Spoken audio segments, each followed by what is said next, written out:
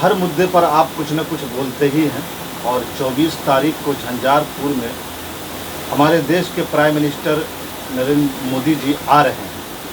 बहुत सारे लोग ये सोच रहे हैं कुछ सौगात मिलेगा। क्या लगता है आपको? भस्मासुर के विषय में जानते हैं ना? आप लोग नहीं जानते होंगे क्योंकि आप लोग भस्मासुर ने कभी कुछ किया नहीं। मोदी जी दूसरे भस्मासुर हैं भारत के। मोदी जी को देश की जनता ने पूरा आशीर्वाद दिया, पूरे विश्वास के साथ दिया। बिहार की जनता ने 39 सीट तक दिया, लेकिन बिहार की जनता को मोदी जी ने क्या दिया? एक काम कोई व्यक्ति बता सकता है? पूरे भारतीय जनता पार्टी की टीम से पूछता हूं, जब 2015 की रैली में मुजफ्फरपुर में आए थे मोदी जी, तो एक मजाक बना के उड़ाया था बिहार वासियों का। वो मजाक कैसा था? बोलो बिहार के लोगों, मैं तुमको कितना दूं? 60 करोड़ रुपया, 70 करोड़ रुपया, 80 करोड़, 90 करोड़, लो 1.25 लाख करोड़ दिया। किसको दिया? कहां गया? कौन सा काम हुआ? कितनी इंडस्ट्रीज लगी? बताइए कितने बिहार में। अभी आपने देखा होगा कि मोदी जी एक भाषण में कह रहे थे पिछले साल, दरभंगा में एम्स चालू हो गया। भाई साहब, बुनियाद तक नहीं है, कहीं कुछ है नहीं। और मोदी जी ने कहा झारखंड में एम्स है, बंगाल में एम्स है, पटना में एम्स है, दरभंगा में एम्स है। कहाँ पे है दरभंगा में एम्स भाई साहब? मैं भी एक दिन गया यही पता करने के लिए, तो देख रहा हूँ पानी ही पानी। मैंने कहा हो सकता है अंधभक्तों के लिए अंडरग्राउंड इलाज के लिए हिसाब किताब बनाया होगा। अब सोचने की बात है, वो अंधभक्त उसकी भक्ति क्यों नहीं करेंगे? मैंने आज मधुबनी के जिला अध्यक्ष को देखा है भाजपा के। कौन सा बिजनेस है भाजपा के जिला अध्यक्ष के पास जो 50 लाख की गाड़ी में चलता है भाई? एक उसका प्रखंड अध्यक्ष भी मिलेगा तो करोड़ों की बात करेगा। तो यार वो जय जयकार क्यों नहीं लगाएंगे? कुछ दिया हो ना दिया हो देश को, हिंदू मुसलमान की एक बहुत तगड़ी बीमारी लगा दिया है। और ये सिद्ध करने में मीडिया के माध्यम से, और उस मीडिया के अंदर अगर इस देश का कोई सबसे बड़ा दुश्मन है तो जानते हो कौन है? ब्राह्मणवादी सिस्टम है। ब्राह्मण, इस देश का विकास का दुश्मन ब्राह्मण। आपको स्पष्ट बताऊं, दलित का दुश्मन ब्राह्मण, ओबीसी का दुश्मन ब्राह्मण, मुसलमानों का दुश्मन ब्राह्मण। और ब्राह्मण आपको मिलेंगे कहां? देश की सारी मीडिया में। और वो मीडिया है किसकी? अडानी और गौतम अडानी। और गौतम अडानी और अडानी किसके मित्र हैं? नरेंद्र मोदी के। तो नरेंद्र मोदी काम किसके लिए कर रहे हैं? अडानी और मुकेश अंबानी के लिए। अगर मिथिला में मोदी जी आ रहे हैं तो इसका मतलब ये है कि मिथिला से उनको कुछ चाहिए। वो मिथिला को ही नहीं, देश में कहीं उन्होंने कुछ देश देने का काम मोदी जी ने आज तक किया नहीं। क्योंकि जब वो अपनी घरवाली को, जिसके सिंदूर भरा मांग में की और कसम खाई 7 फेरे लेके कि मैं तुम्हारा जीवन भर साथ निभाऊंगा, और 15 दिन बाद जो व्यक्ति घरवाली को छोड़ के भाग जाए, जो व्यक्ति अपनी माँ का जेवर लेके भाग जाए, जो व्यक्ति शर्म से उसका बाप मर गया इसकी काली करतूतों से और तब दया नहीं आई, जो व्यक्ति एक अपनी 90-98 साल की माँ को राजनीतिक रोटी सेकने के लिए आपको लाइन में खड़ा कर देता है बैंक के, जिसकी 4-4 औलादे जवान हो, बूढ़े हो, और उसकी माँ जा रही है लाइन में खड़ा होने। मतलब ये मजाक राजनीतिक राजनीतिक राजनीतिक राजनीतिक, इसके अलावा मोदी ने कुछ किया ही नहीं है। क्या लगता है वोट बैंक की राजनीति के अलावा मोदी को कुछ नहीं आता है। दूसरा आता है कि वोट लूटो और उसके बाद देश का पैसा और देश की संपत्ति अडानी और मुकेश अंबानी की गोद में डालो। एक तरफ न्यूज में दिखा रहा है सारे लोग खुश हैं, मिथिलांचल के धरती पर हर भारतीय जनता पार्टी का आदमी, आपको सर खुशी नहीं है? हाँ, काय का खुशी? क्या चीज का खुशी भाई?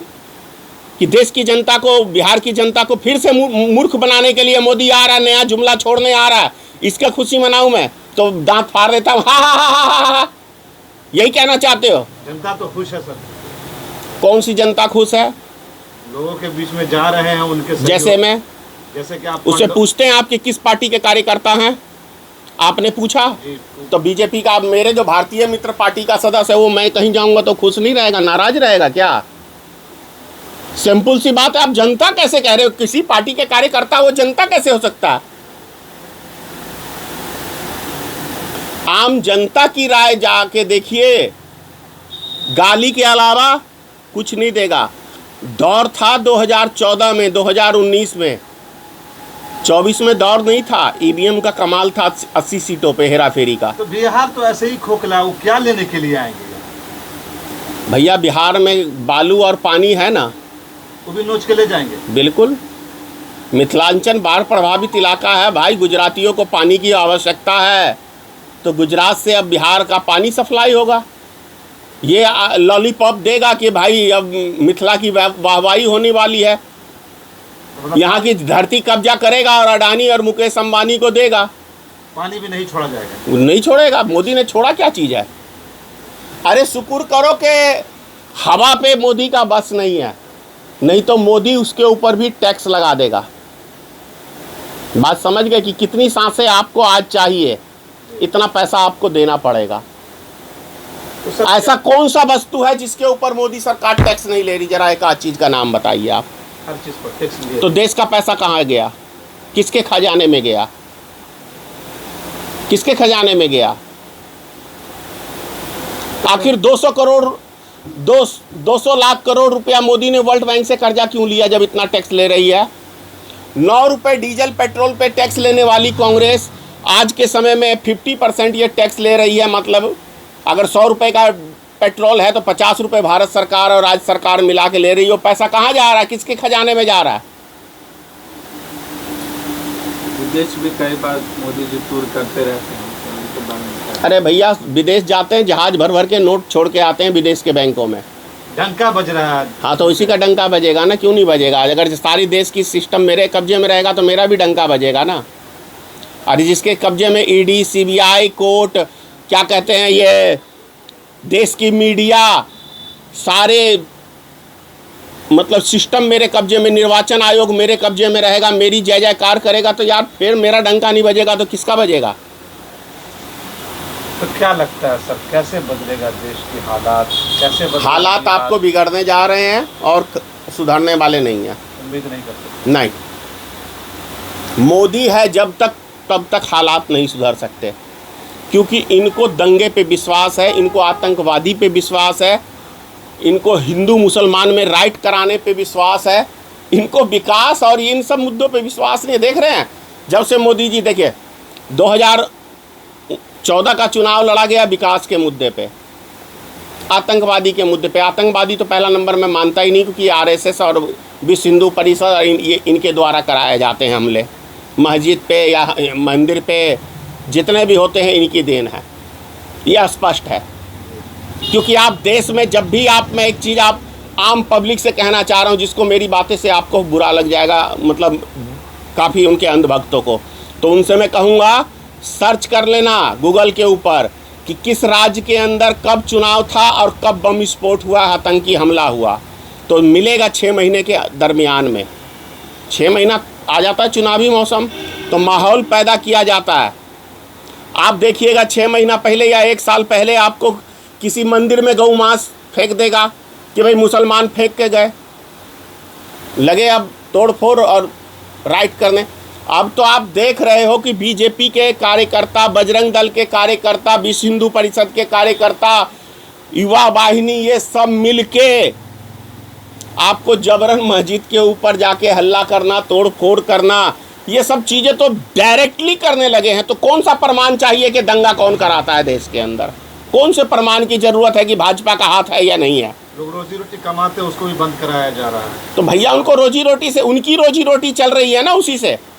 अब मान लो देश के अंदर बेरोजगारी है, युवा शौक पाले हुआ है कि भाई मुझे 200 रुपये का गाड़ी में तेल चाहिए, शाम को गुटखा और पान दारू चाहिए, तो युवा के पास रोजगार नहीं है। चल यार 1000 रुपये तेरी जेब में डालता हूँ, थोड़ा जिंदाबाद मुर्दाबाद फलानी जगह करना है, चलेंगे अपनी टीम के साथ, साले को हम मुसलमानों को दिखा देंगे या फलाने को दिखा देंगे। तो युवा हैं, समझने में थोड़ी जब फंसते हैं तब अकल आती है। आपके नज़र में कोई चेहरा ऐसा हो जो जिससे देश के हालात सुधरे, जैसे कि कांग्रेस?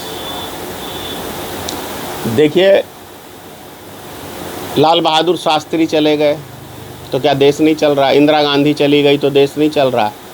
ये मैं नहीं कह सकता। केजरीवाल भी एक बेहतर चेहरा था जिसको दिल्ली की जनता ने क्या किया, और अब दिल्ली की जनता रो रही है।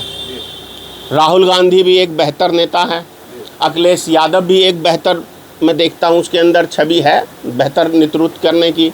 तो इन सब चीज़ों को देखता हूँ मैं। बिहार में तेजस्वी को किस नज़र से आप देख रहे हैं? अभी बचपना है तेजस्वी के अंदर, बचपना है जी।